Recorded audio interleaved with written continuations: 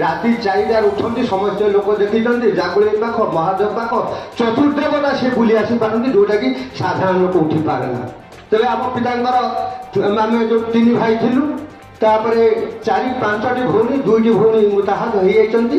ଆମ 3 ଭାଇଙ୍କ ଭିତରେ ଜ୍ୟେଷ୍ଠ ପୁତ୍ର ବା ଆମର ଜ୍ୟେଷ୍ଠ ଭ୍ରାତା ଶ୍ରୀଧର ସାହୁ, ମୋର ମଧ୍ୟମ ଆମର କନିଷ୍ଠ ପୁତ୍ର ବା କନିଷ୍ଠ ଭ୍ରାତା ରଘୁନାଥ ସାହୁ ଏବଂ ତାପରେ ଯେଉଁ ଆମର ଭଉଣୀ ଥିଲେ ଶାନ୍ତିଲତା ସାହୁ, କୁଞ୍ଜିଲତା ସାହୁ ଅନିର୍ବାର୍ଯ୍ୟ କାରଣବଶତଃ ଉପସ୍ଥିତ ହୋଇପାରି ନାହାନ୍ତି। ଆଉ ସର୍ବକନିଷ୍ଠ କନ୍ୟା ବା ସର୍ବଶ୍ରେଷ୍ଠ ଆମର ଭଉଣୀ ଲକ୍ଷ୍ମୀପ୍ରିୟା ସାହୁ ଯିଏକି ତାର କାର୍ଯ୍ୟ ସହିତ ଠାକୁରଙ୍କ କାମରେ ସବୁ ସମୟ ଅତିବାହିତ କରିଥାଏ ଆପଣମାନେ ଜାଣିଛନ୍ତି। ତେଣୁ ବାପାଙ୍କର ଜୀବନ ବିଷୟରେ ଦୁଃଖ ଲାଗେ। ଏଇ ସାଇକେଲରେ ବାପାଙ୍କର ସେଇ ସ୍ମୃତିଟା ସଜା ହେଇଛି।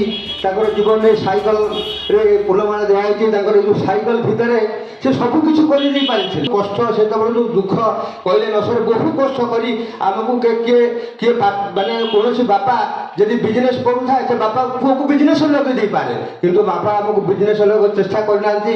ଚେଷ୍ଟା କରିଛନ୍ତି କିଛି ଶିକ୍ଷା ଅଧିକାର କରି ସମସ୍ତେ ଯେପରି ଶିକ୍ଷା ପାଉଛନ୍ତି ଆମେ ସେଭଳି ଶିକ୍ଷିତ ହେଉ, ଆମେ ସର୍ବଦିଗରେ ପରିଚୟ ହେଉ, ତାଙ୍କର ଚେଷ୍ଟା ଥିଲା ଅତ୍ୟନ୍ତ ଗୁରୁତ୍ୱପୂର୍ଣ୍ଣ, ଯାହାକି ଏହି ପରିସର ଭିତରେ ବର୍ଣ୍ଣନା କରିବା ମୋ ପକ୍ଷରେ କଷ୍ଟକର ବ୍ୟାପାର। ତେଣୁ ଯାହା ହଉ ଗୋଟେ ସୁଯୋଗ ଜୁଟିଲା ଯେ ବାପାଙ୍କର ଯଦିଓ ପୁରୀରେ ଆସିକି ତାଙ୍କର ସେଇ ଯେଉଁ ସବକ ସେ କହିଥିଲେ, କହିଲେ ମୋର ଯେଉଁ ଶରୀରକୁ ପୁରୀ ମୁକ୍ତି ମଣ୍ଡପଠାରେ କରିବୁ ଆମେ କରିଥିଲୁ, କିନ୍ତୁ ସେଇଠି ଯେଉଁ 14 ଦିନିଆ ସତ୍ସଙ୍ଗଟା ବାପାଙ୍କର ସେଠି ଜୟପୁର ଠାରେ ଅନୁଷ୍ଠିତ ହୋଇଥିଲା ଏବଂ ପ୍ରଥମ ବାର୍ଷିକ ଶ୍ରାଦ୍ଧ ବାର୍ଷିକ ଆଜି ତାଙ୍କର ଜନ୍ମମାଟି এই ବାଲିଆପାଳ ଗ୍ରାମରେ ଅନୁଷ୍ଠିତ ହୋଇଛି।